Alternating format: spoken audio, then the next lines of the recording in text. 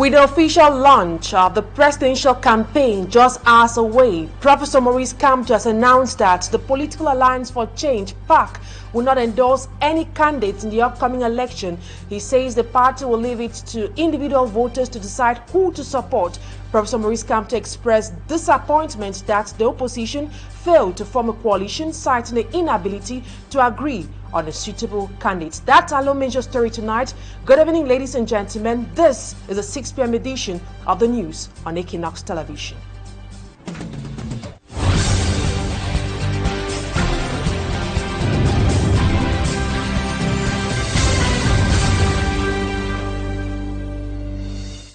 Thank you so much for choosing Equinoxe Television for presentation. I am Immaculate Fogwe. A devastating incident occurred on the Pala Bridge in Marwa, claiming the lives of two men aged 50 and 26 years old. The violent water flow swept them away, highlighting the bridge's prolonged state of disrepair. Locals attribute the tragedy to the bridge's collapse over 10 years ago, which is yet to be fully restored. A reporter on internship, Ego Fortune, tells us more. Yet another tragedy at the Pala Bridge that collapsed 10 years ago in Marwa, far north region of Cameroon. Two men who were attempting to cross the submerged bridge as a result of heavy rainfall drowned. A certain Bashiru in his 50s and Yakuba Sian, 26-year-old, are victims of this tragedy. The inhabitants of Marwa once again voice out their discomfort. We have been abandoned. It is more than 10 years that this bridge collapsed. Authorities pass here every day, but they don't say anything. This year, we have already lost more than 10 people. On a rescue operation, firefighters from the Jarengu Rescue Center retrieved a corpse while they continue searching for the second body. We were informed around 5 o'clock about a person carried by the violent water on the Pala Bridge. But unfortunately, when we arrived at the scene, after an hour of research, we found a dead body. Even students are sometimes forced to stay at home during the rainy season or seek help to cross and go to school. These heavy floats here on the Pala Bridge disturbs us a lot as it carries cars and doesn't permit us to arrive school on time. The population implores that a new bridge be constructed for safe crossing. Meanwhile, they keep risking their lives on the collapsed bridge that remains a death trap. Ego Fortune, a reporter on internship, reporting there. In the southwest region of the country, specifically in Tiko, several shops have been sealed by administrative authorities. This action is part of a special operation launched to ensure that business owners open their shops and that traders adhere to hygiene and sanitation measures across the Tiko municipality. The patrols in markets and public spaces are conducted by a delegation led by the Mayor of Tiko, His Royal Majesty, Dr. Peter Ikome Misoso, as Esirusilengu tells us. To maintain hygiene and sanitation in public and market spaces within the Gateway municipality of the southwest region, the Mayor of Tiko and his team have sealed shops for non-compliance with the Thursday cleaning activity known as Keep Tiko Clean. This action aligns with the special operation led by His Royal Highness Dr. Peter Ikomi Mesoso in Tiko, Likomba, and the Mutengene market. We urge everyone, including business owners, to open their shops to save the community. When this is not done, it indirectly punishes consumers. According to the Tiko administration, this initiative is not intended to suppress the population, but rather to encourage respect for hygiene measures to preserve public health and safety. My team and I are touring the town to identify areas with dirt or conditions, especially at business sites. We are also ensuring that business owners are present at their shops. All of this is aimed at a common goal, fostering an active municipality. May be active. Mayor Dr. Peter Ikomi Mesoso further emphasizes that this initiative also aims to ensure that business owners are present at their shops. Yesterday we were in Tiko. Today we are in Likumba and Mutengene. Our on-ground actions will continue effectively to achieve our desired results. In the days ahead, the patrol team will be inspecting other neighborhoods in the municipality such as Tiko Long Street and Tiko Douala Road. Defaulters, according to the authorities, will face consequences.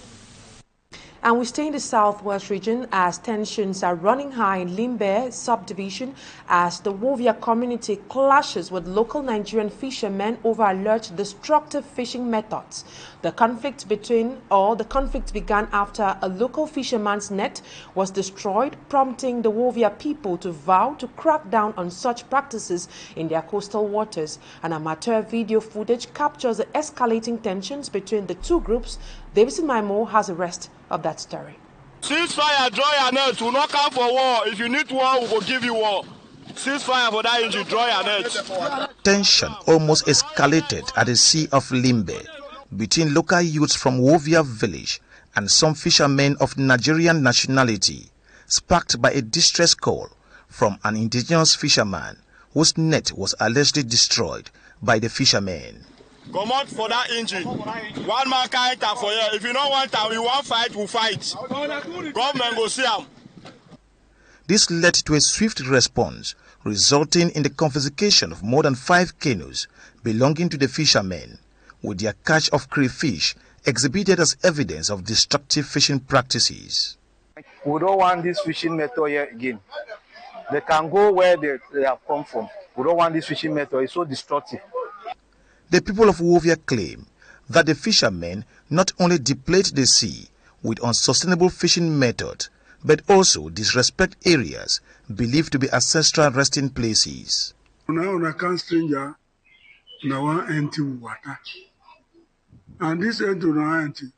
Una the enter sote or place where woman water they stay. Those they are engines that they are using, they are making noise, they are disturbing our ancestors here, because this is a community that have so many liberation that we are doing here. Before Chief Dikanjo of Wovia and the Limbe 2 subdelegate of livestock, fishery and animal industry, the fishermen pleaded guilty and were fined for destroying the net of an indigenous fisherman. With fishing being the primary economic activity for the people of Wovia, the community has unanimously agreed to destroy any canoe using poor fishing method within the coast of Wovia. Now we talk politics. Presidential candidate Issa Chirima Bakari has been welcomed by a mammoth crowd in the city of Bafusam in the west region of Cameroon. The former minister made some shocking revelations surrounding the victories of President Pobia in previous presidential elections. In order to make victory difficult for the CPDM candidate with support of some institutions, Issa Chirima Bakari called on the population of Bafusam in particular and the west region in general to massively vote against his former boss, as Innocent Aze tells us. Addressing a mammoth crowd at a place called Boulevard Sokada in Bafusam, presidential candidate Issa Chirima Bakari pledged to make them great in their respective walks of life. Je ferai des hommes de l'Ouest mes conseillers. Je ferai des hommes de l'Ouest mes hommes d'affaires. Je ferai des hommes de l'Ouest mes hommes d'affaires. Je ferai des hommes d'affaires, c'est des professeurs pour enseigner comment on fait pour faire fortune. Leader of the Cameroon National Salvation Front Party took the engagement to invest his efforts to bring out Cameroon from misery and make it great once in power. Le monde entier s'interroge. Qu'est-ce qui se passe au Cameroun aujourd'hui? The world is asking what is happening in Cameroon, a country that was among the richest in terms of resources. Today, without external support, our economy will collapse. Aujourd'hui, on se trouve au creux de la vague. Aujourd'hui, sans l'assistance respiratoire économique des institutions financières internationales, notre économie se serait effondrée. Issa Chirima recorded to the crowd that he is being threatened by well-known state personalities. Vous êtes au courant que je fais l'objet d'une menace. I keep telling them I have the power of the people. Once you get the protection of the people, no one can harm you because the people are invincible. Lorsque le peuple est votre protecteur, il n'y a rien à faire. Vous devenez invulnérable parce que le peuple est invincible. The former member of government invites the population of the West region to not only vote massively for him, but to also form a strong bloc against electoral fraud. I have never betrayed an engagement. The engagement I just took before you today is that which engages you too. I have played my part. It is time for you to play yours. Present at the rally were Anissa Dekane and Professor Abba Oyono will see into Issa Chiroma Bakari, a man needed for a new Cameroon. And few hours to the official launch of the presidential campaign, Professor Maurice Kamto has declared that the Political Alliance for Change won't endorse any candidate. Instead, voters will decide who to support. Kamto expressed disappointment over the opposition's failure to unite behind a single candidate, citing disagreement on a suitable candidate. Let's take a listen to Professor Maurice Kamto in this excerpt. Unjust and despicable decision to reject my candidacy in the presidential election scheduled for next October. Many Cameroonians continue to believe that I can still play a key role in the outcome of this election. I thank them for their renewed esteem and unwavering confidence. I have listened to their repeated calls and have resolved to see how best I can respond, as I always do when the higher interests and future of our country are at stake. It is in this spirit that on 16 September I launched an appeal to opposition candidates running in the election in question. I urged them to unite, ideally behind one of their number, or, failing that, to form a coalition of several strong candidates around one of those among them who has extensive political and state management experience, in this case, one of the two candidates from the northern part of the country, on the basis of a prior agreement between them. In my view, such an approach was likely to trigger a national popular movement. It would have allowed for the pooling of efforts and avoided the dispersion of votes, making the victory of the candidate supported by the entire people of change. In other words, the entire Cameroonian people inevitable. Since this appeal, I have met and exchanged views with 7 of the 11 opposition candidates, including the most important ones, as well as a number of prominent figures from civil society. I have spared no effort to encourage an agreement between the UNDP and FSNC candidates in order to make possible a coalition, even of a limited one, of opposition candidates around them. In my view, this approach offered a real chance of victory that would respond to the deep desire for change that is rising throughout the country. Professor Maurice Kamto speaking there. Now we talk something else. The Douala 5 Municipal Council held an extraordinary midterm session to evaluate ongoing projects and also identify steps to complete the remaining ones. Only 10% of projects have so far been completed within 6 months, highlighting significant delays. Malaglary has more. Several streets in the Douala 5 municipality are littered with heap of garbage resulting to mosquitoes. According to one of the councillors, the filthy nature of the Douala 5 is one of the projects that has been neglected by the council, thus exposing the inhabitants to several ailments. We are not longer sensitive to speeches. You see, we need actions. And right now, Douala Council is going bad. It's dirty. There are mosquitoes. That everywhere is very dirty. They need to take their responsibility and they respond for that. This was discussed during a mid-term extraordinary session organized by the mayor in his municipality to evaluate the budget and other unfinished projects. The incompletion of this project, according to the mayor, it is due to the new finance law, which is limiting finances. In response, Patrick Obama, a councillor of this municipality, says, what is the reason of this law when we are in the decentralization process? Decentralization means that we need to take care of our own budget. We are up to only 10.5% of realization. However, the senior divisional officer who was present at the session says the government is taking note of the worries and will ameliorate the situation. You know, we are going to the end of this mandate, but we are facing difficulties due to the new legal order in terms of tax payment. But the government of the Republic is working in order to make all the capacitation that are necessary in order to help our municipality to make money. The council now has less than 6 months to execute all the projects in the Douala 5 municipality before the end of their mandate. On the same vein, the Southwest Regional Governor recently chaired a session with municipal councillors to evaluate public investment project execution.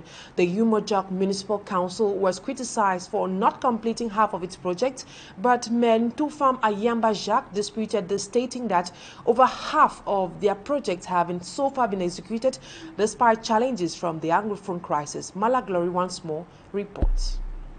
The effective execution of public investment projects by the Eyomojok Municipal Council, according to the mayor, has been a daunting task to the council, who for the past years has been greatly affected by the Anglophone crisis. We came in the period when Eyomojok was considered a red zone. No electricity for 8 years now. If you call the name Eneyo, people will not even know. They will think it's somebody's name.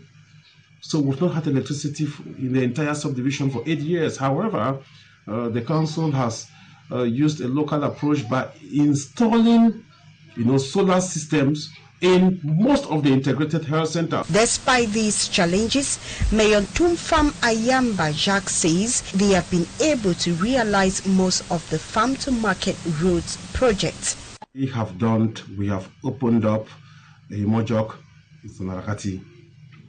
We have done the Mfuni route. We have done Mpatop. We have done Ntenako. We have done Ndebaya. We have done Ekok.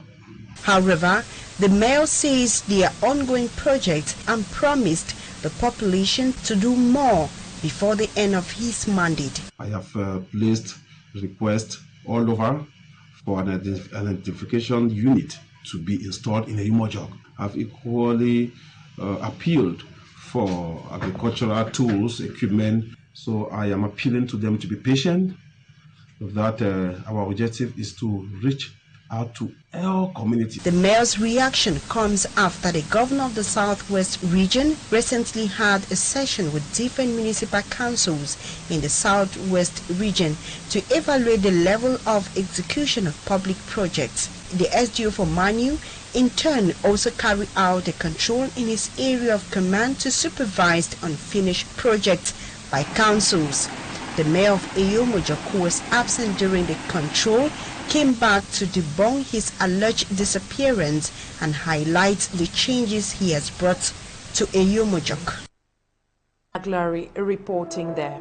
Large-scale agricultural companies are often hailed as drivers of economic growth in Cameroon, promising jobs and development for rural communities. Yet, Behind this optimistic narrative, main local residents are grappling with a starkly different reality, one marked by land loss, environmental damage, and unfulfilled promises.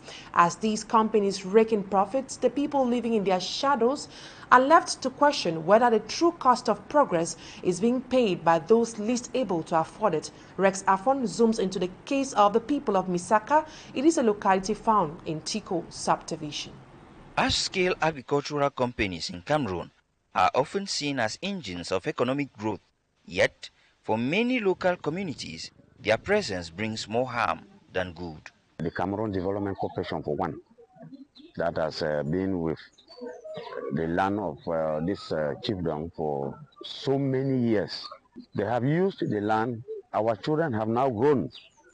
They are looking for space to build, and they don't have space to build.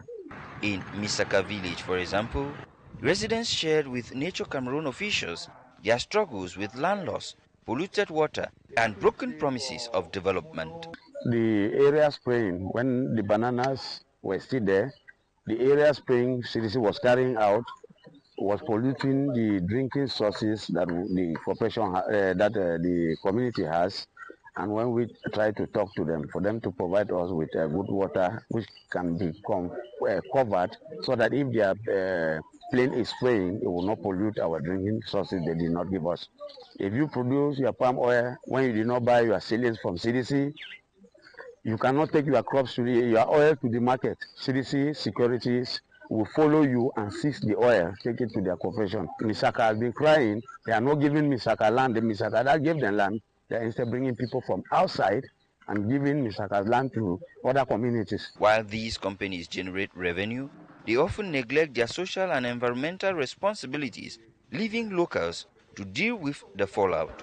The objective of this meeting was to celebrate the International Day of Monoculture Plantation. They raised their issues, which we actually see them suffering. The issues were ranged from water, lack of water, land grabbing, employment opportunities for the youth. Without genuine accountability, the benefits of large-scale agriculture are overshadowed by its negative impact. True development, experts say, must prioritize both economic progress and the well-being of affected communities. Prime Minister Chief Joseph Jangote officially launches activities to mark the celebration of the 105th anniversary of the port of Douala Bonaberi this afternoon at the container terminal.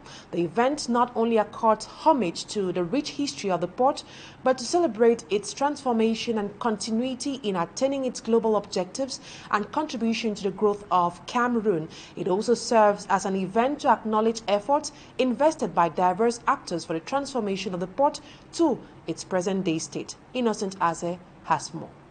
The official launching of the historic event by Cameroon's Prime Minister, Chief Dr. Joseph Jangote, at the container terminal of the Port Authority of Douala Bonaberi permits celebration of 150 years of existence of the state facility that has today transformed into a befitting public establishment, managing its services and becoming a primary maritime gateway for trade with other countries. Cette histoire raconte donc que les Allemands. The port began operating under the Germans, who settled along the Wuri estuary in 1851.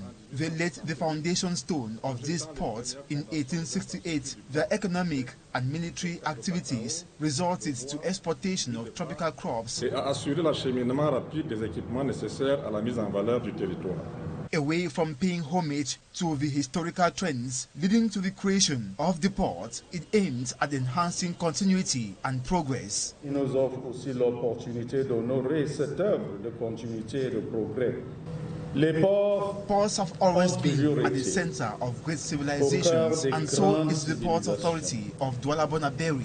En tant que carrefour de commerce, lieu d'échange et de richesse, de savoir et de culture, ils sont des vecteurs de progrès, de puissance et de souveraineté. In recent years, the port has undergone vast rehabilitation and modernization programs to align its container terminal with international standards, notably infrastructural development. Je dois dire que depuis quelques années, le port de Douala Bonaberi est en plein essor, en raison d'une reprise en main magistrale, fondée sur la détermination des cadres camerounais compétents.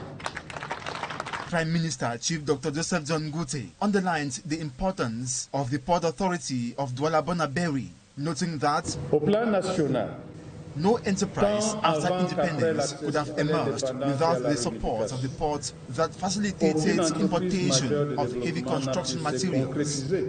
Sans l'appui déterminant de cette infrastructure stratégique. While the celebration continues for a week, the Director General of the Port Authority of Douala pledged that they will keep working with other actors to keep a port that will always be more active, performant, attractive, competitive, and contain present and future challenges.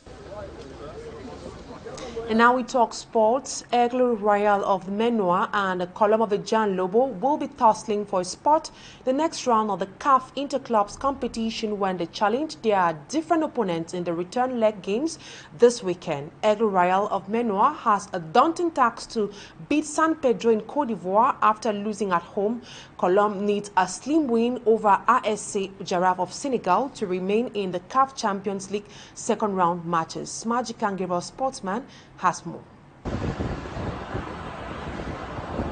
Aigle Royal of Menua will be the team under pressure amongst the two Cameroonian clubs engaged in the return leg game of the CAF Interclubs competition this weekend. The lone goal conceded during the away leg match against San Pedro of Cote d'Ivoire makes the road to the next stage of the competition to be tedious for the boys of coach Wamba Petit Michel.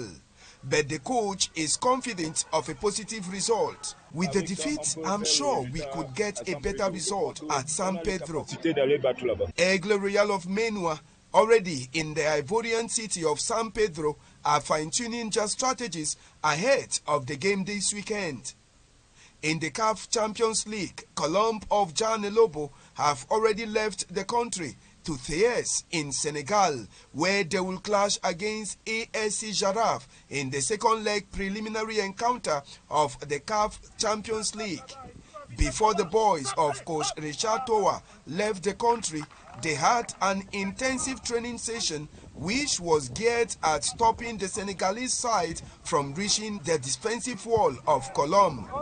Richard Towa of Colombe believes that it will be the best side to win in Dakar this weekend.